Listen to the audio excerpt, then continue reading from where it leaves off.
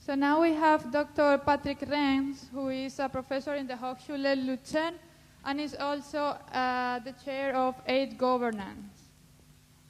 Please. Good morning. It's a very rich event. We learn and hear about a lot of different topics.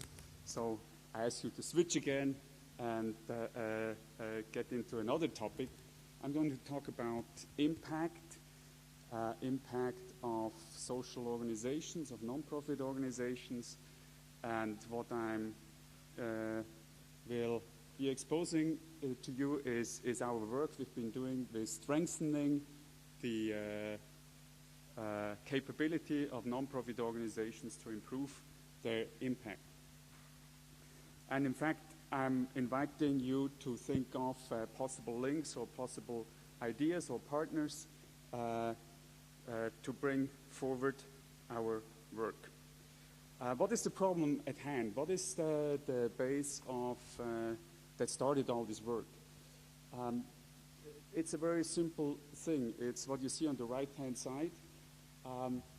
We have found out that organizations often are compromised by what we call a so-called governance gap or an implementation gap, in terms that what was intended to be done was at the end not happening on the ground.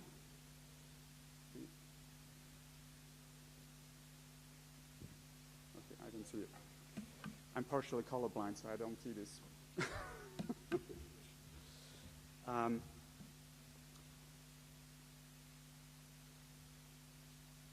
Yeah, but I don't see the red one. It's Spanish. It's okay. No problem. Oh, fantastic. Yeah. Those have not been designed for partial colorblind people. So probably everybody sees it except myself, who is trying to point somewhere. Anyway, the issue here is that often organizations, when they do the work on the ground, it may be differing from what were the initial objectives, or they might have found some difficulties in implementing things, or there may be a lack of communication between the higher levels, be them within the organization, like the management or the management board, or maybe if we talk the development corporation on this level, you may also have some funding agencies who are interested in what is going on the ground. So this is the ingoing assumption, the ingoing hypothesis. We call this a governance gap. Actually, it's interesting in Latin languages. There's a better word for that than a governance gap. It's brechas de gobernanza y no brechas de gobierno cooperativo. Gobierno cooperativo sería una cosa aquí encima, ¿no? Y brechas de gobernanza tiene que ver con cómo se lleva a cabo el trabajo de acuerdo con lo que se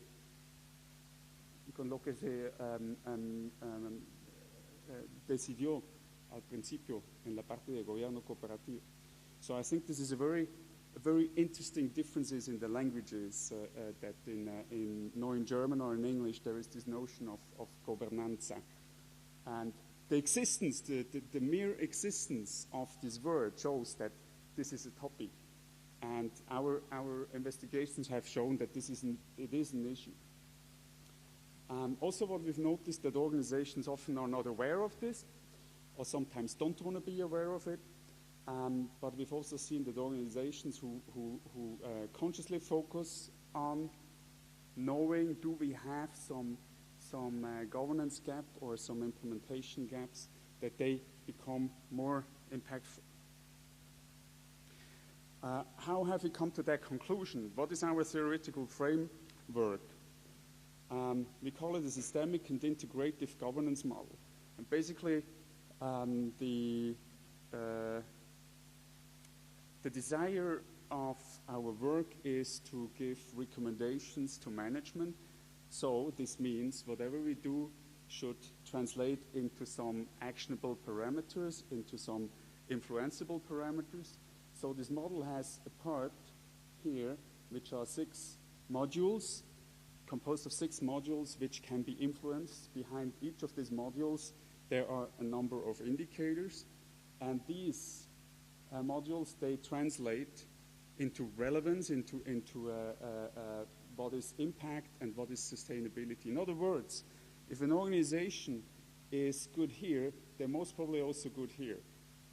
Or if they are not very good on this side, probably the impact they are having is more casual. Let me be a little bit more clear what I'm talking about.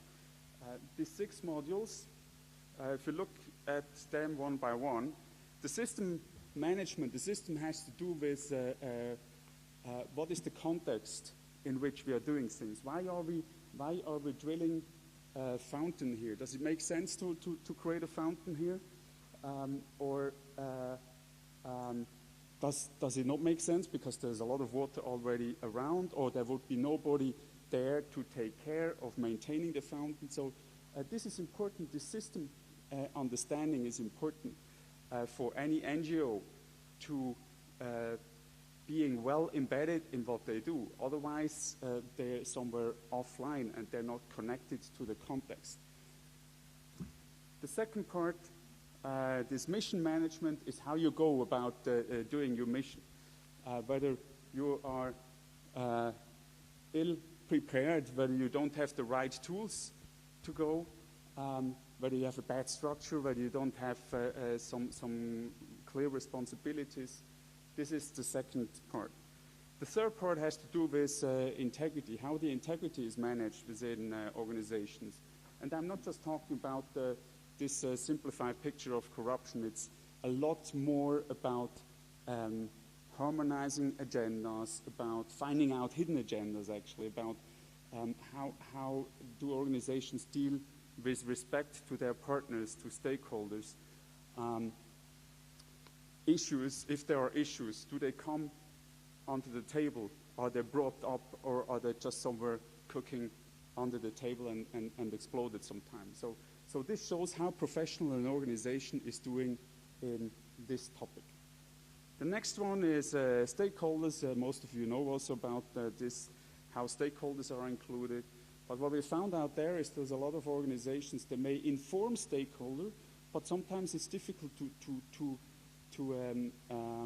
assure that they also deliver. So the NGO might deliver something, but then the others don't deliver.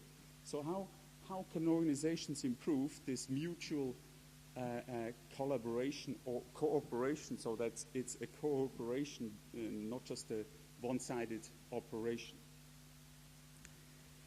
The last two ones, risk management and audit management. Actually, this picture is from a development from an NGO in Colombia.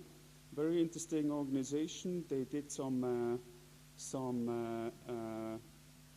democracy building and community building in between the fronts of the guerrilla and the ejército. And they didn't have any risk management whatsoever. So a highly risky project, and they weren't aware. Of course, they were aware. They were aware, but they didn't manage that in a conscious way. So that's a fifth point to look at. And finally, the way how an organization is managing the books, whether they control the books, etc. So this just in very rough words, or very summarized words, what is the framework we are looking at? Now, if I'm saying a lot of organizations could improve their impact, this is based on these findings. We've made field studies with 26 organizations, in the meantime with 35 actually, measuring how are they doing on those topics with 90 indicators in a participative way, so they could say where they see themselves on this scale. This is a quality scale from 0 to 5, similar to the European, the EFQM, European Foundation for Quality Management scale. And what we see here, roughly, is that on one thing, on the way how organizations keep the books and do get control, they are doing quite well. As well on the professional side on structures, roles, responsibilities. I think this is a very good news. What I'm not so happy with is this system part and the stakeholder part. Non-profit organizations, they are there to change something in the system which doesn't work. So how do they want to change something in the system if they are not professionals in understanding the system? Actually, we have here this one. This organization is also a Colombian one. And the week after we made this assessment with this organization, they have won a prize for, it was like most sustainable way of approaching their mission. So this confirms actually that our assessment was also perceived in a similar way by other organizations. So here organizations could improve. And what we see with integrity and risk, it's not that organizations aren't working, are not working with integrity or are undergoing high risks, but rather in an intuitive way, in an ad hoc way. And if you go into details of these indicators, you see a lot more indicators or things where you could change or improve the way how an organization is organized. Basically, what is this? What we found out that this theoretical framework allows to detect influenceable parameters for an organization to improve their impact and their sustainability in a very short time. So it's a good basis actually for consulting, for continuous education or basic education, and also for further research. We have developed this further and also created management tools so organizations could apply this in their context. So what you see here is a simple management cockpit, like a balanced scorecard where with color codes the organizations see how good they are doing and how good they are doing with respect to their impact and sustainability. And obviously you can go more into detail on for instance, if you want to drill down here, where does this red come from? You can, in this tool, you can go to all the details and analyze that. The idea of this is not to create a tool which we would sell in an expensive way, but the idea of this is to create a tool which self-empowers the organizations through self-assessments so they can self-improve themselves. That's a lot more effective than to impose it from outside. And that's actually my work at the Aid Governance Foundation. This Swiss-based foundation has the objective to promote these learnings, these knowledges through tools, lobbying, etc.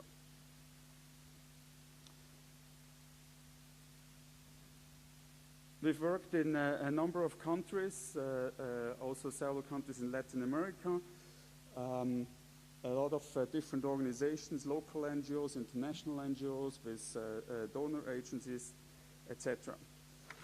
Obviously, you would like to know probably what we've done in Colombia. We've worked with over 10 non-profit organizations so far, mostly local NGOs. You may know some of them. The concept of gobernanza, so what I explained earlier, was introduced and picked up also by the media.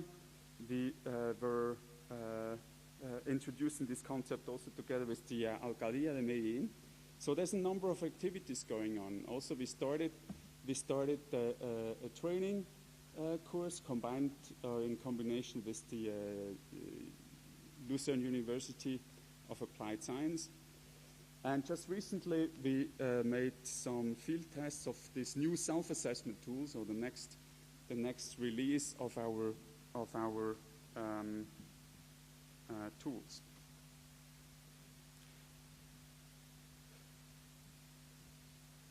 And there's a lot of continuous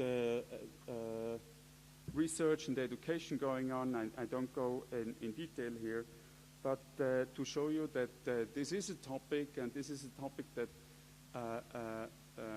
keeps on being actual and interesting. Particularly is also the discussion about impact. How much impact are you creating? How much impact are NGOs creating? Is more and more being asked by donor agencies, by governments, etc. So I'm looking for partners who are interested in bringing this forward, partners also in Colombia. I call these local multipliers. What is the most important thing is to have to find this topic interesting and to see the potential also in a joint collaboration. Could be on university side.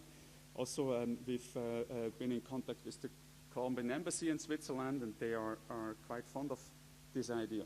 So there are several opportunities and expectations, and as you know, from also your collaboration projects, is always something where you need to meet the right people and then elaborate ideas. There are a number of ideas here. This is one idea which we just recently came up, launching a certificate of advanced studies for local non-profit organizations, where we could, through online teaching, share our knowledge without that people would have to travel. That's one of the biggest issues always, in cost-wise, in the Swiss-Colombian collaboration, the travel cost. And so in a collaboration like this, for instance, the module which we have designed here also would deliver additional data for continuous research. So I won't obviously go into all detail here, but just to show you, this is an idea to start working on, and I would love to bring this project forward, also more focused in Colombia. I've worked, it has been a great pleasure to work with a lot of organizations in Colombia so far, and I can tell you that if we look at this slide here,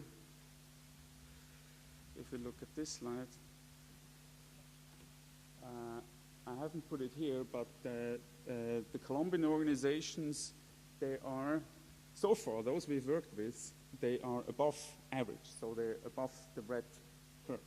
So those organizations, there are very interesting organizations, also organizations to learn from their best practices, to bring those best practices to other organizations. Another thing we learned also in Colombia is that organizations here on integrity, organizations working with children and with disabled people, they are often better on this side, on the integrity. Why is that so?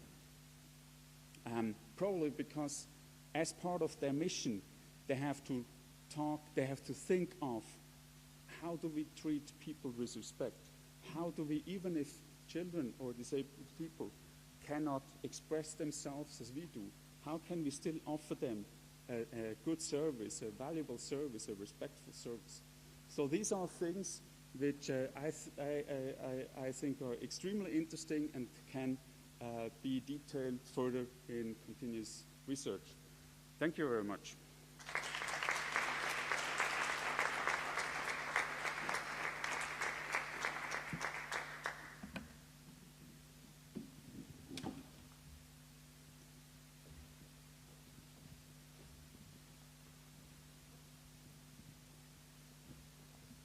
I was talking with a colleague during the coffee breaks about the experience of people working in hard science and engineering. Very often we observe that in the field, rarely the technical aspect of the problem are the limiting ones. Very often the problem is the problem you are talking about now.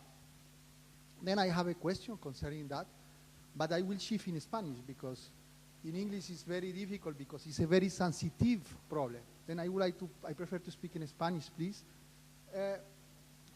Lo que yo he observado en nuestra experiencia, sin la pretensión de que sea una observación generalizable, es de que yo no estoy convencido por el momento de que muchas instituciones quieran introducir estos sistemas, porque un factor todavía muy fuerte en Colombia es el de la llegada a puestos de importancia por factores que no están ligados a la competencia personal, sino a factores políticos.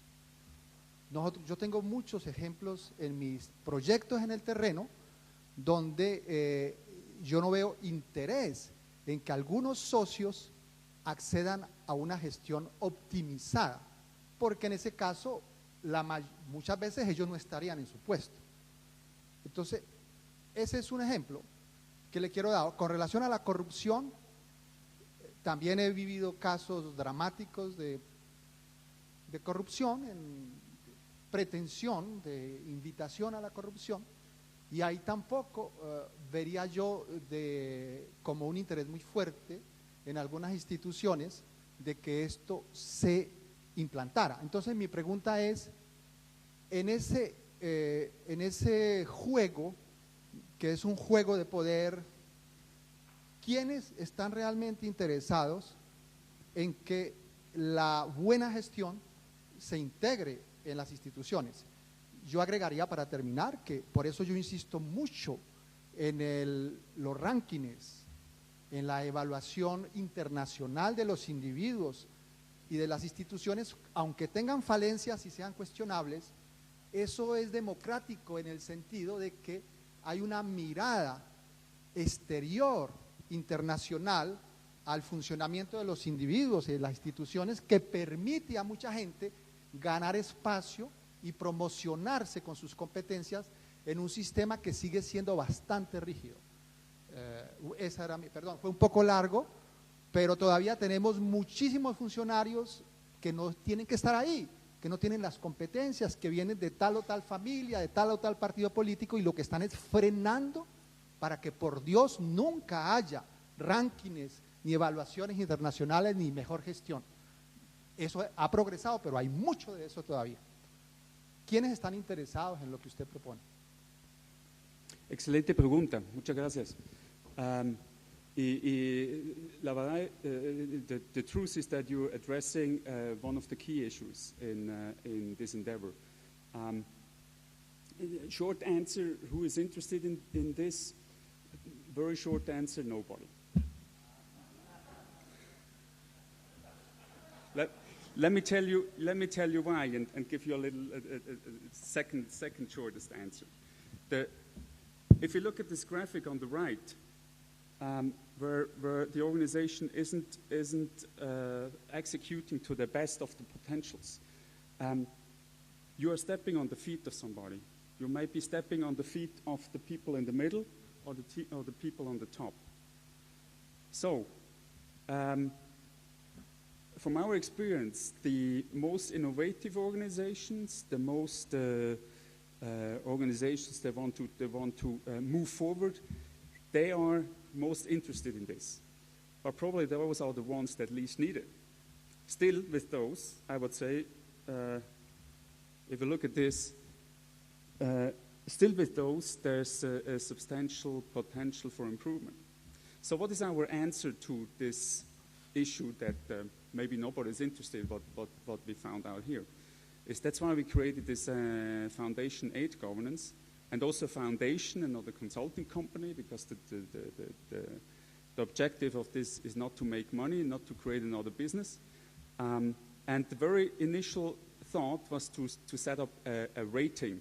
Actually, if you look at the initial documents of our foundation, we said we should put up a rating like this, where non-profit organizations and development actors are rated on such a scale. The big issue you have there is that you may create pressure, the carrot and stick issue. You create pressure, but then the organizations probably wouldn't improve with their own will. And it's like the ISO certification. A lot of organizations have ISO certifications, but actually the original sense of improving quality, of creating a sense of quality in the organization is lost.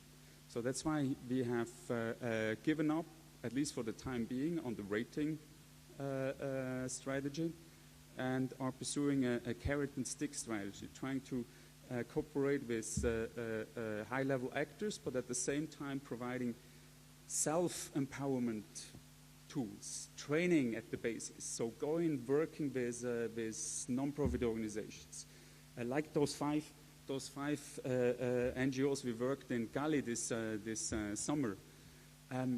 Small kindergartens, fantastic work they did, and they were all excited about seeing management tools which they never would see at their level. They were excited about seeing management tools like this and getting some recommendations out of it. So it's basically a lot of work in the ground and bringing this forward. So a conclusion of this, my request to you, spread the word, bring it forward. It's basically, if this wants to be successful, I think it should not be imposed from the top, but it should be a work coming from the ground.